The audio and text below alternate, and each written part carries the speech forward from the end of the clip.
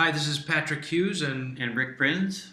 I'm with Inclusion Solutions, I am with Nature's Perspective Landscaping. and we both have businesses here in the West End. And we're here to show you what the West End has been up to in the last 3 or 4 years since we formed the organization. We're based in the central western portion of Evanston, once known as the Industrial Corridor of Evanston. This is what we looked like several years ago. An area that was decrepit and not much was being paid attention to. And we formed an organization to try to create a little bit of pride and unity. And that's where we're going to continue to go here.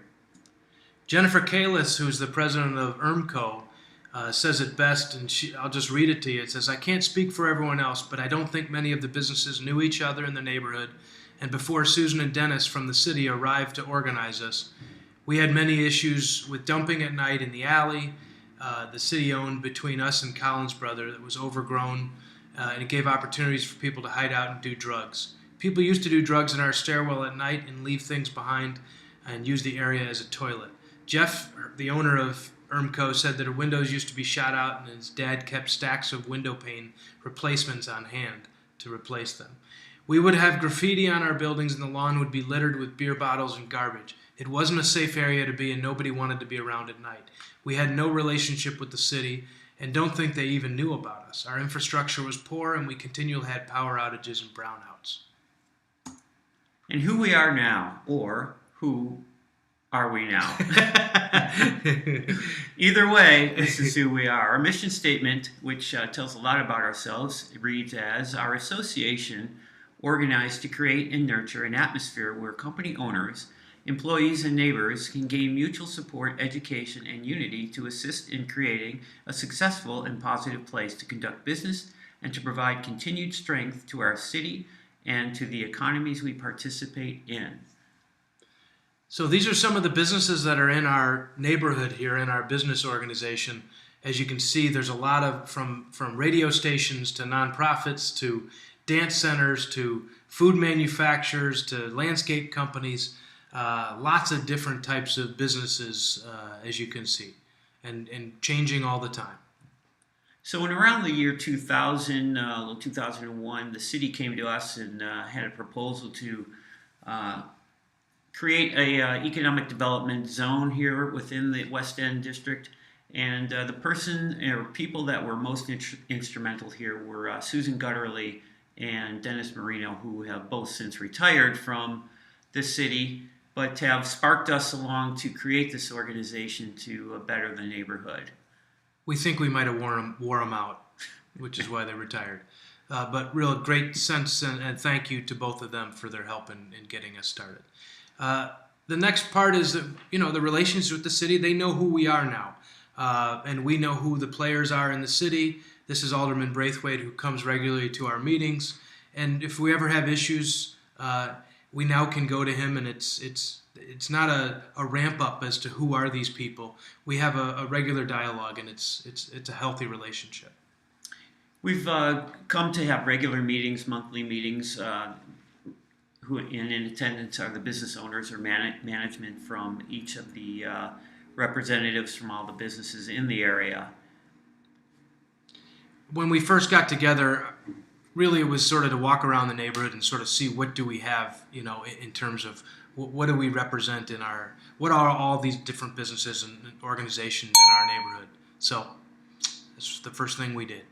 What we learned as we moved along with the city and studied our area was that our West End Business District creates about 17% of the tax revenue to the city. And this covers a small geographical area, putting forth a lot of money toward the city, which gave us a little bit of leverage and power to speak up to the city and get noticed. And not only, outwardly, but I would also say, just for ourselves to know what collectively we mean, it's just a boost for all of us together as well.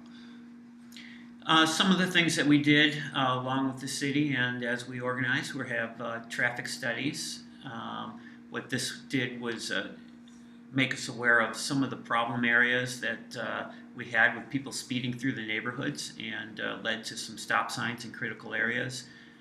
We also had an initiative together that finally is coming to fruition to add some sidewalks for safety for some of the local people that do walk through the district mostly on the way to the high school. We've taken days to go and clean up the neighborhood, and it's amazing what can happen in less than an hour in terms of cleaning up your neighborhood. There's a great sense of pride that comes from this, but these are just employees of our companies and people getting together to clean up the neighborhood, and I'm sure that people are throwing less trash as a result. So great sense of pride in doing this. And this leads right into some of the beautification that we've done in the neighborhood. We've cleaned it up, as you've seen in the last slide, and now we've not only cleaned it up, but made it a beautiful place to be and work in, and a destination for businesses to come to do their work. So the next, this is, I would say, one of the great benefits of organizing is just the infrastructure. So I think actually the pole you're seeing was removed from that site. That's over at ERMCO's. That was an eyesore in their front yard forever, and I think Alderman Braithwaite was able to get that removed. But simple things like watching how people are moving through our neighborhood. This is a family obviously going somewhere. There's no sidewalks, and so here you have large semi-trucks and fast-moving cars coming through, and just paying attention to it. And our meetings allow us to take a look at stock at what is going on in our neighborhood. Some of the other things that we've accomplished is a little bit more friendship between the local businesses here. We started out where businesses weren't even talking to each other, and it all led to local block parties and events where we had social events with the owners of the businesses as well as the workers of the businesses. So we really brought a lot of openness to the area, and a lot of communication just between not only the management but also the employees of every business here. Simple things like creating an identity and a logo have done a lot to bring us together, and that was done with the city staff. And now we use these green T-shirts here to go and clean up the neighborhood, and as the word said, there's a lot of pride in that. One of our executive directors here in the West End has created a manufacturing day as part of a national effort to bring awareness to young people, both at the middle school and high school level, that there's more to finding a job than having to go to college, and that there's several career opportunities that people can strive to reach to get employed and become a productive member of society. So we've had hundreds of both grade school kids and high school kids come through, I think 6 or 7 different manufacturing organizations here in town to see the different options that are available. This next slide or the next group of slides will discuss a little bit about what the members of the association and how they feel about what we've done here, and I think it sums up everything that we've accomplished. So we don't need to read it to you. You can read it, but basically people feel more connected. This is a dance center, Evanston, in the Dodge Dempster Mall, that brings a lot of, it's a great organization that brings a lot of traffic and a lot of business to our neighborhood. And so it shows the diversification of the kind of businesses that are here. Dick Peach, who's a stalwart Evanstonian, grew up here. For Dick to say he ever felt isolated on an island is it says something. But basically he's saying this organization makes him feel like he's less part of an island. Another local business here that attends our meetings is Andy Spatsy, is a developer. And he, as you could read here, just feels pretty good about getting the local feel about what the businesses are doing here in the West End. One of our larger employers here in Evanston, is C.E. Niehoff, a big anchor here in our West End. opens up communication between neighbors and contributes to the common good for all those, through those communications. This is a great way to close our conversation here. Jennifer said, basically that there have been attempts to try and unify the neighborhood, but now that we've been able to do this through the West End, a simple thing like their charity drive on their holiday party has grown exponentially because of this. The truth is, we've gotten to know each other, become friends.